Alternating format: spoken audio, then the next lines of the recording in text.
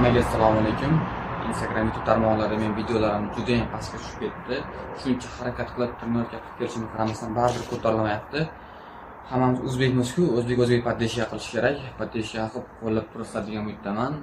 Va bugun 166-kun, hozir 166 ta turib qilaman. Poddeşiyadan to'xtamanglar. Qo'llab turamiz. Kommentariyga Oloq O'zbekiston deb yozib ketamiz. Qani ketdi.